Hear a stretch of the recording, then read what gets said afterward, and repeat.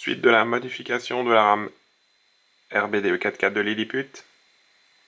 Donc la dernière fois on a vu le montage du décodeur ESU. Et puis cette fois-ci j'avais aussi indiqué que je souhaitais moderniser un petit peu l'éclairage. Donc voilà, je vais m'attaquer à cette partie d'éclairage, c'est-à-dire changer l'éclairage avant-arrière et rajouter aussi un éclairage intérieur. Voilà, histoire d'utiliser aussi les fonctions qui sont disponibles avec le décodeur. Donc pour ça, j'ai pris des rubans, un ruban LED. Donc j'ai coupé deux longueurs. Cette longueur ira dans la voiture pilote, ce qui n'est pas motorisé. Et puis celle-ci servira à éclairer la partie suivante là de la rame, de la partie qui est équipée du moteur. Ces rubans, bon, c'est des choses que j'utilisais déjà pour autre chose. Alors je les ai récupérés.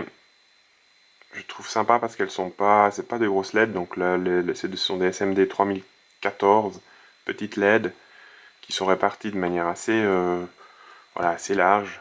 Et puis ça va pas trop être violent comme éclairage intérieur. Et puis pour ce qui est de l'éclairage de l'avant et arrière des rames, la rame, donc j'ai pris une LED 3 mm blanche, enfin blanc chaud, que je vais, ça donne ça en fait à 13 volts.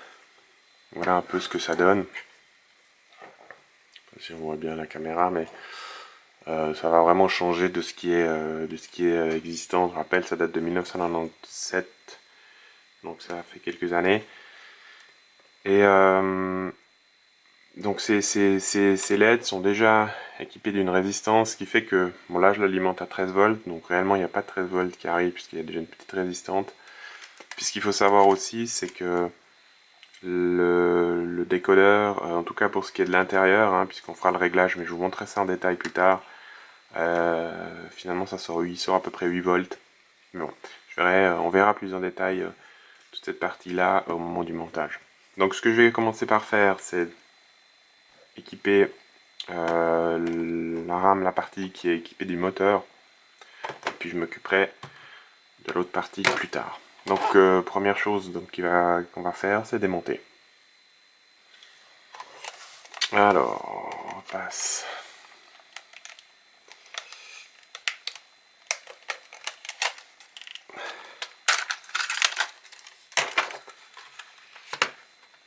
Ok, donc la dernière fois j'avais rebranché, enfin en tout cas configuré l'éclairage avant. J'ai déjà dessoudé ça.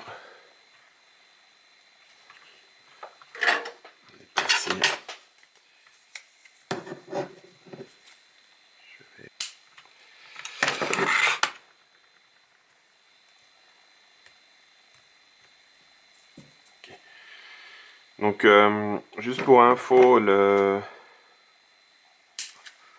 au niveau de la tension, donc, là on a le signal avant, on a le fil blanc pour le signal avant, qui permet d'aller déclencher la fonction feu avant. Et puis on a ce fil bleu qui est l'alimentation de toutes ces parties, de ces fonctions supplémentaires, de ces fonctions. Donc c'est la partie plus. Donc il sort à peu près ici, enfin il sort pas à peu près, il sort 8,2 volts. Donc réellement, même si je viens remplacer cet éclairage avant par ma LED, ici de ma nouvelle LED 3 mm, donc il va arriver 8 volts à peu près dans la LED. Mais ce qui vous verrez, je pense que c'est largement suffisant et ça va bien remplacer ce qu'on avait comme éclairage actuel qui était assez faible.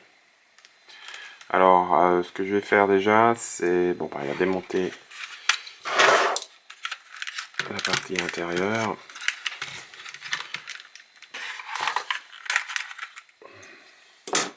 Et puis pour enlever cette partie avant,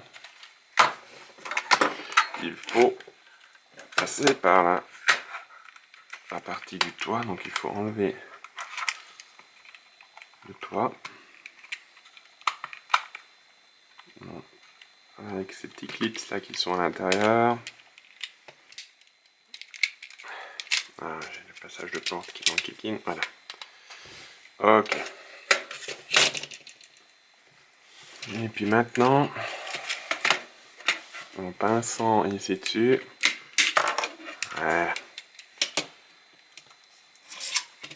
Donc, pour rappel, on avait deux LED ici, orange, d'origine, hein, qui viennent en fait projeter la lumière sur cette partie plastique transparente. Alors, certes, on pourrait faire un éclairage LED en venant carrément mettre des LED sur les différentes positions, c'est-à-dire sur les deux feux avant, en bas à la base ici. Et puis il y a aussi une partie de toit là. Donc le feu qui est ici, qui vient ici sur la partie du haut. Puis de se dire, bon, on le met 3 LED et bon, je ne vais pas non plus tout dénaturer le modèle. Finalement, je vais laisser cette mécanique qui était préposée à l'époque, de projeter la lumière et de faire cette répartition de lumière à travers cette partie transparente. Donc pour ça, il va falloir enlever ce bloc ici. Alors,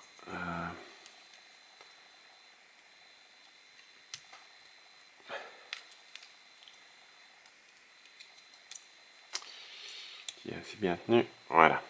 Donc de manière à garder le support. Voilà, et puis ça je vais mettre de côté. Et puis avec la LED, ce que j'ai fait, c'est que j'ai pris un bout de mousse assez compact comme celle-là.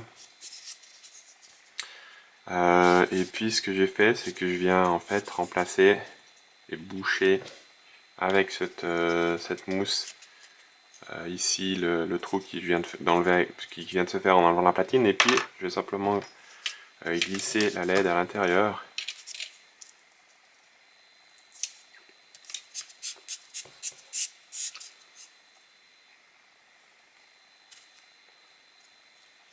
Voilà. Et puis maintenant,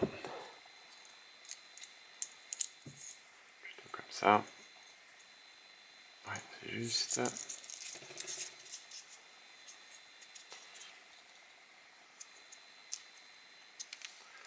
Voilà, comme ça me fait un petit support pour ma LED.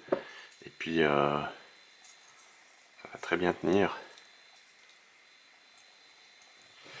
Et si je viens remettre ça ici. Et maintenant pour la partie du bandeau, je vais simplement venir le coller ici dessous. Donc pour ça, avant, je vais juste préparer. Donc ces bandeaux sont aussi alimentés en principe en 12 volts. D'accord. Et puis bon, si vous voulez avoir une idée de l'éclairage que ça représente actuellement en 12 volts. Donc c'est quand même assez violent. Hein. Alors, ce qui se passe, c'est qu'en effet, ça sera de toute façon, ça sera pas du 12 volts en entrée. Ce que je vais quand même faire, c'est que je vais y rajouter une résistance. Et puis, cette résistance va permettre de faire chuter un peu la tension.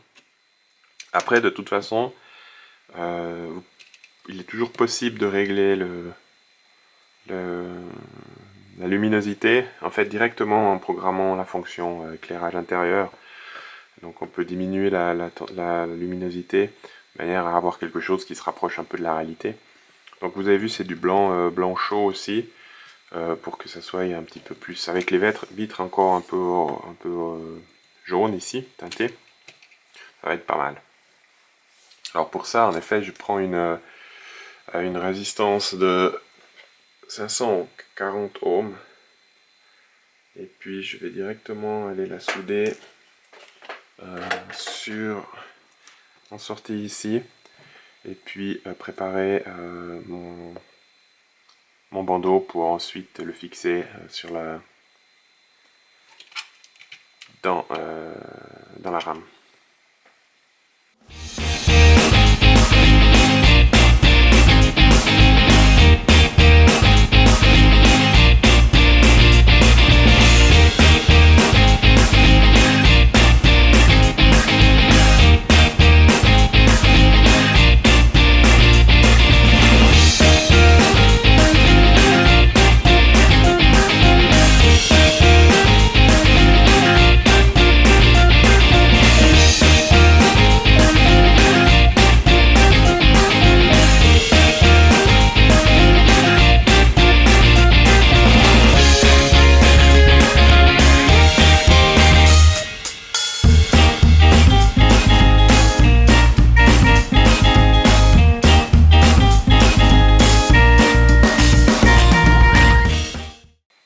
Voilà, donc j'y ai juste soudé les fils. J'ai rajouté aussi une petite bande de scotch double face, comme c'est ruban LED, je l'avais déjà servi, histoire que ça tienne correctement une fois dans la cabine. Donc je vais, hop là, donc je vais fixer ça au fond.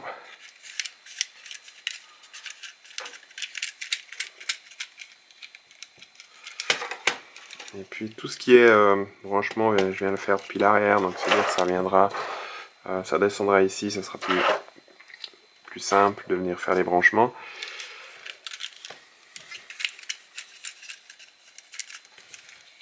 Voilà. Donc ces fils là sont un peu gros, ceux qui viennent avec la LED, mais bon, ils vont être coupés assez courts puis que je viendrai ici. Donc voilà pour déjà la fixation. Donc je vais poursuivre avec les différents branchements, en sachant que tout ce qui est alimentation, donc au travers de ce fil bleu, donc je vais devoir venir brancher ce fil, donc il va y avoir beaucoup de choses qui vont venir là, donc on va faire quelque chose de propre.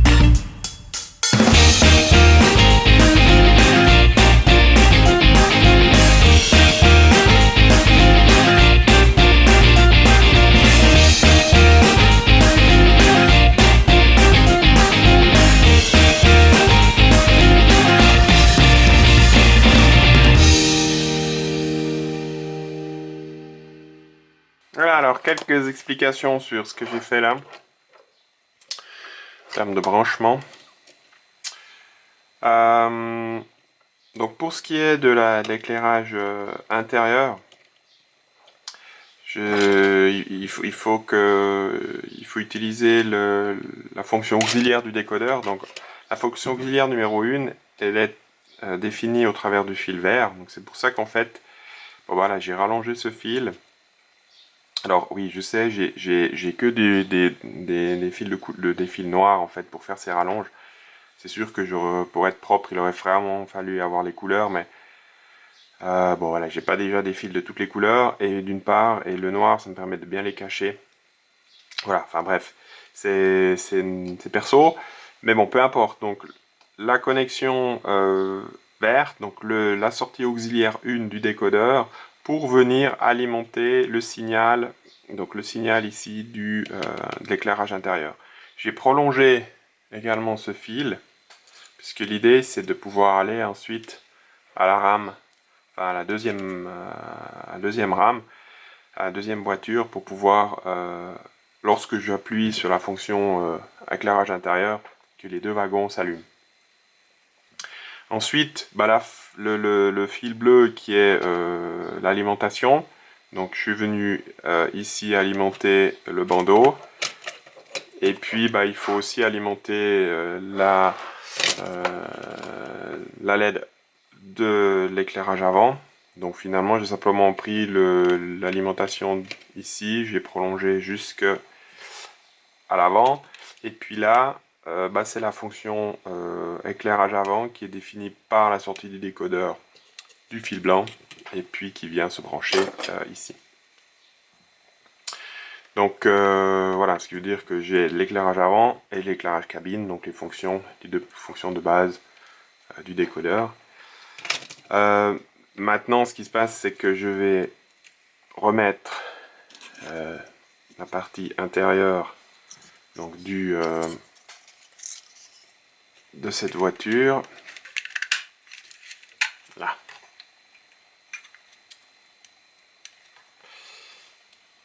Ok, ensuite donc le toit.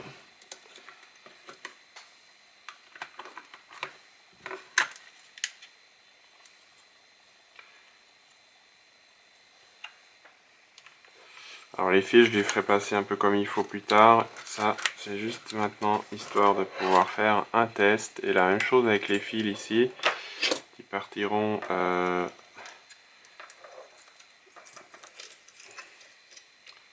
sur la rame arrière, enfin sur le wagon arrière. Pour l'instant, je vais les laisser comme ça. Ok, et maintenant, bah, on va faire un petit test directement avec le log programmeur. Si j'enclenche l'éclairage avant, ok, donc ouais, c'est nettement mieux.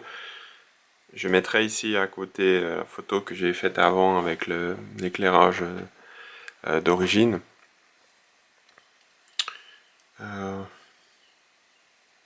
Donc le feu sur le toit est un peu plus fort que les autres. Mais bon, ça vient ça vient du fait que la LED elle est vraiment sur la partie supérieure, et la diffusion, bah voilà, la luminosité se perd un peu lorsqu'elle est diffusée sur les feux du bas. Mais bon, c'est pas mal. Et puis ici, je mets éclairage intérieur à présent. Donc là, on voit que l'éclairage est assez fort. Il va falloir un peu l'atténuer. Donc malgré la résistance de 500 ohms là, que j'ai rajouté, on constate que finalement la luminosité est encore assez forte. Alors, si on va au niveau du décodeur, et on prend la sortie 1 auxiliaire, déjà une chose que j'aimerais changer, c'est un petit peu le type d'éclairage. Je trouve sympa l'effet un peu rétro-néon qui s'allume, et puis je vais diminuer l'intensité, enfin la luminosité à 15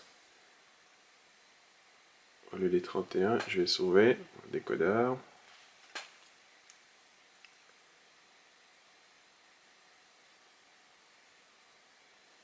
Ok, et si on refait un test.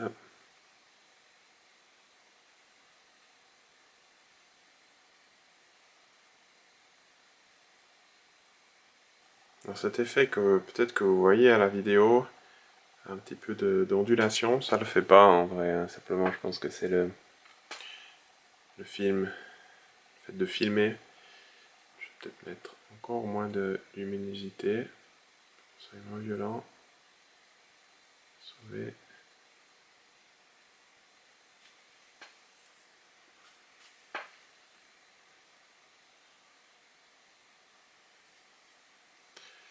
Si on refait un test.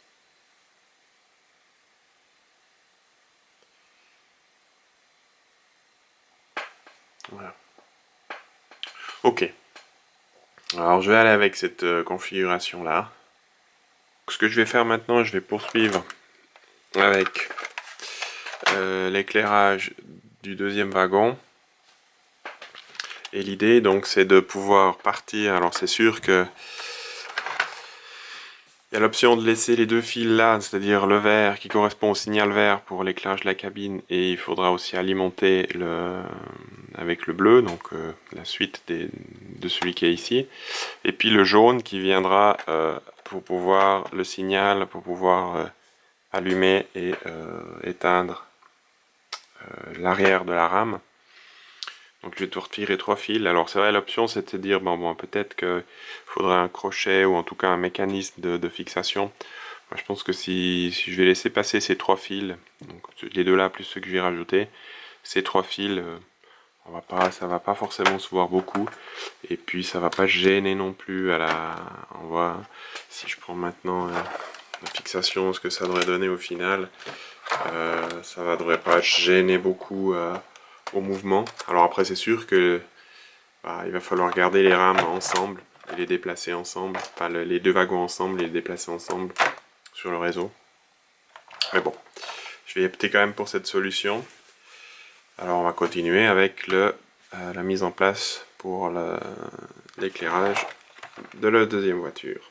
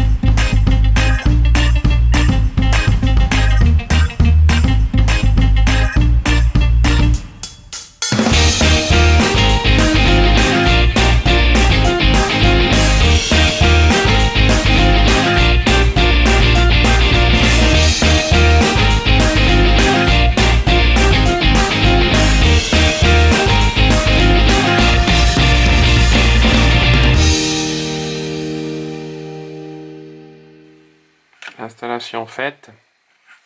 Donc ce qu'il va falloir faire encore en partant de l'autre voiture, on va mettre un petit peu d'ordre là dans ces fils, et puis surtout je vais devoir rallonger le fil jaune qui est en fait le signal pour l'éclairage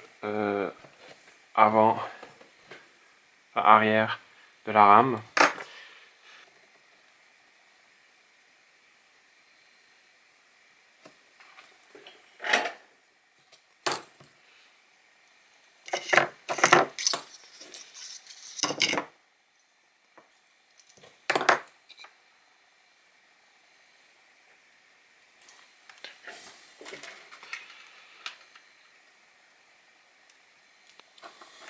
Ok, alors, j'ai ici, juste que je m'y retrouve maintenant.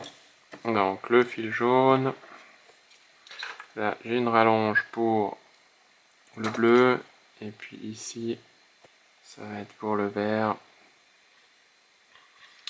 pour l'éclairage de l'intérieur. Ce que je vais faire, c'est que je vais mettre un petit bout de scotch ici, avec toute cette partie là.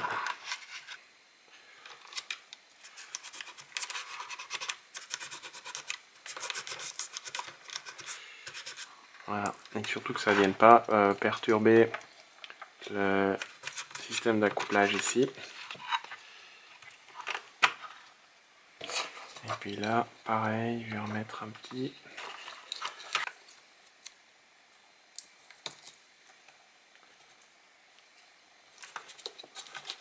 Ah, juste faire un truc avant, parce qu'après ça va être compliqué de les retrouver. Donc ce que je fais, c'est que je vais faire des nœuds pour pouvoir ensuite m'y retrouver. Donc le fil bleu, je vais y faire 2 petits nœuds en bout.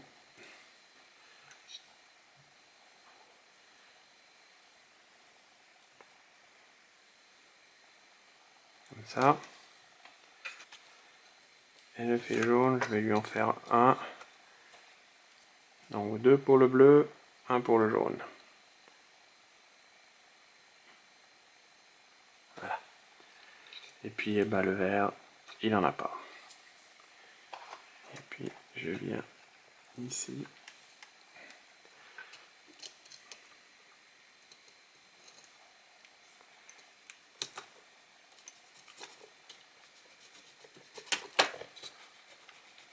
Ce qui veut dire, c'est que maintenant, si je ferme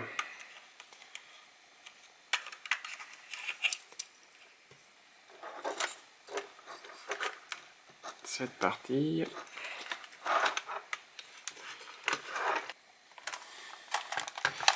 voilà, j'ai enfin réussi. Et le crochet fonctionne bien. Alors, ce que je vais faire, c'est que je vais... Alors, sur cette partie-là, en fait, j'ai même plus besoin du frotteur, puisque celui-là venait alimenter directement le... Ça sert à venir alimenter la cabine. Donc je vais l'enlever, parce que ça ne sert à rien. Et là,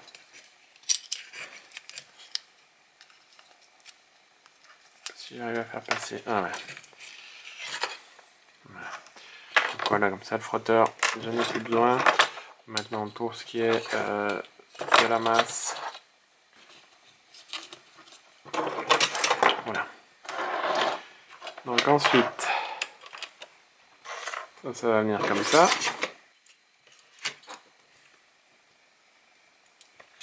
Et puis mes fils vont passer exactement au même endroit que de l'autre côté. Voilà, sur le côté ici.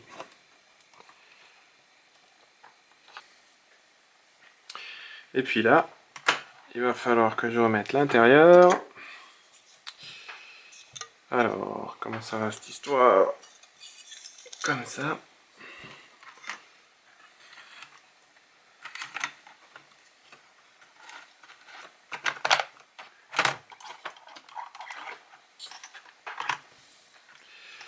Et puis, on peut fermer.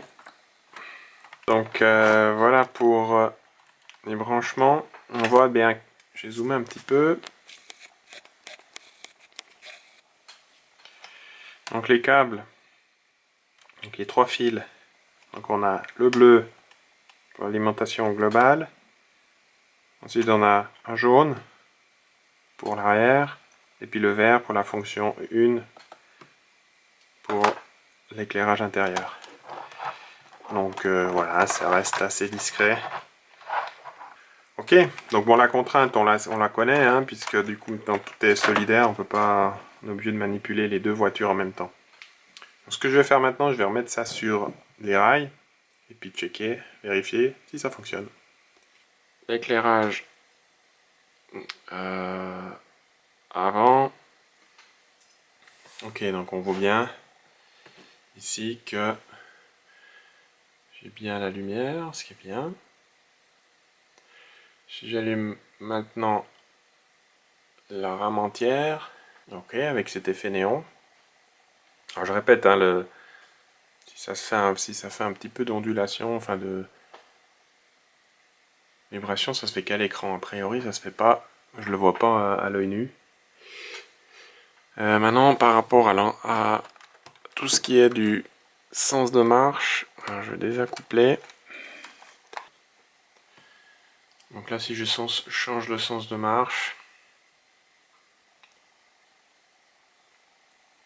ok, donc j'ai bien la lumière qui passe de l'avant à l'arrière. Donc là, l'éclairage est bien meilleur, hein.